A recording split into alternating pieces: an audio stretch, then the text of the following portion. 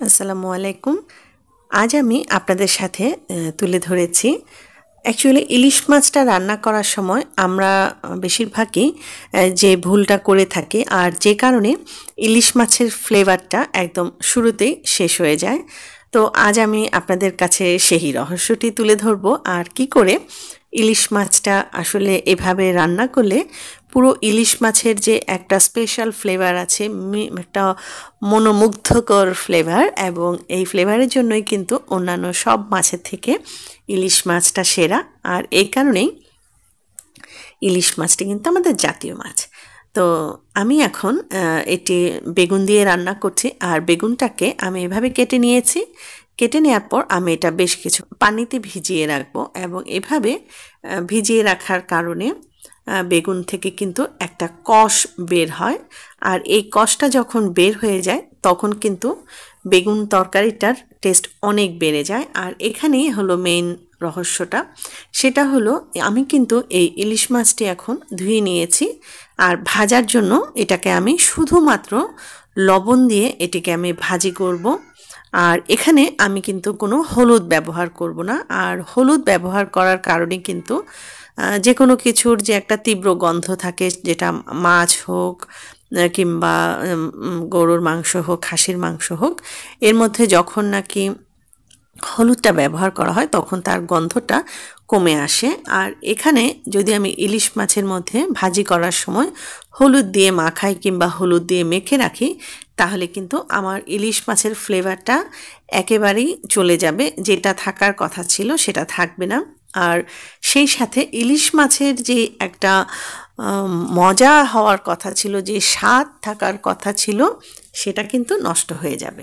তো ইলিশ মাছটা আমি হালকা ভেজে নিয়েছিলাম আর এখানে আমি এখন কেটে রাখা বেগুনটা পানি থেকে তুলেছি। পানি থেকে তুলে এখানে আমি যে ইলিশ মাছের তৈলটা ছিল সেই ইলিশ মাছের তৈলের মধ্যেই বেগুনগুলোকে ভেজে নিয়েছি।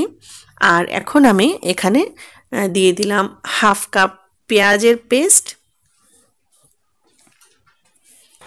পেঁয়াজের পেস্টটাকে আমি এখানে অল্প আঁচে এটাকে কষাবো, কারণ বেশি আঁচটা বেড়ে গেলে আসলে ফ্লেভারটা নষ্ট হয়ে যায়। আর এখন আমি এখানে সামান্য একটু পানি দিয়ে দেবো। এবার পানি দিয়ে ভালো করে আমি আবারও কষাবো। দিয়ে দিলাম হলুদের পাউডার, মরিচের পাউডার, এগুলো এখন সাথে দিলাম আমি হালকা অল্প করে একটু ধনিয়ার পাউডার দিয়েছি। এখন আমি আবারও একটু পানি দিয়ে দিব আর ভালো করে কষিয়ে নিব, যাতে করে মশলাটা থেকে পোড়া পোড়া গন্ধটা না আসে। আর এখানে আমি একটু পানি দিয়েছিলাম এবং সুন্দর কিন্তু এখন তেল উঠে গেছে মশলাটা থেকে। তো আবারও আমি একটু পানি দিব। এখন আমি যেহেতু পার্মানেন্ট ঝোলটা আমি আসলে যে ঝোলটা রাখবো সেই পরিমাণ পানি ঢেলে দিলাম। আর যখন এর মধ্যে বলক আসছে, দেখতে পাচ্ছেন কত সুন্দর বলক চলে এসেছে, এখন আমি ভেজে নেওয়া বেগুনগুলো এর মধ্যে বিছিয়ে দিব। বেগুনগুলো আগের থেকে ভেজে নেওয়ার কারণে কিন্তু সেদ্ধ হয়ে গেছে। আর এবার আমি হলুদ ছাড়া যে ইলিশ মাছটা ভেজেছিলাম সেই ইলিশ মাছগুলোকে আমি বেগুনের উপর, ঝোলের উপর খুব ভালো করে বিছিয়ে দিব এবং এভাবে একটু নাড়াচাড়া করে মাছগুলোকে আর বেগুনগুলোকে বসিয়ে দিব। দেখতে পাচ্ছেন কত সুন্দর বলক চলে এসেছে। এবার আমি ঢাকনাটা দিয়ে দিব। ঢাকনাটা দিয়ে দেওয়ার কারণে বেগুনের মধ্যে ইলিশ মাছের ফ্লেভারটা চলে আসবে এবং পুরো ফ্লেভারটা লক হয়ে গেল। এখন আমি কয়েকটি কাঁচামরিচ ছিটিয়ে দিচ্ছি, এতে করে হালকা কাঁচামরিচের ফ্লেভারটা অ্যাড হবে। আর যারা ঝাল খেতে পছন্দ করেন তারা এখান থেকে মরিচটা ভেঙে ভেঙে খাবেন। তো এই পর্যায়ে আমি ইলিশ মাছগুলোকে আরেকবার করে উল্টে দিচ্ছি যেন সব দিকে সমানভাবে ঝোলগুলো, মশলাগুলো অ্যাড হতে পারে। খুব যত্ন করে আস্তে আস্তে এটা করতে হবে, তা না হলে কিন্তু ইলিশ মাছগুলো ভেঙে যাবে, কারণ ইলিশ মাছগুলো খুব কড়া ভাজি করা হয়নি।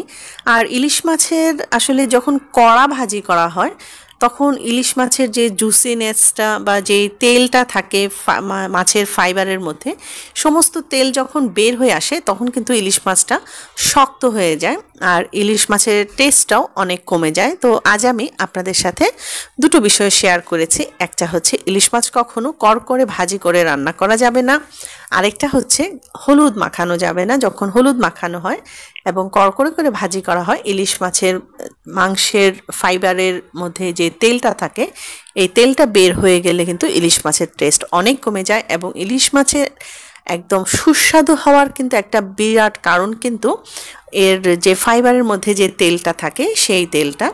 তো এভাবে যদি আপনারা রান্না করেন, আপনার হাতের ইলিশ মাছ অসাধারণ হবে। তো আশা করি আপনারা আমার রেসিপিটি পছন্দ করবেন, লাইক দিয়ে আমার সাথে থাকবেন।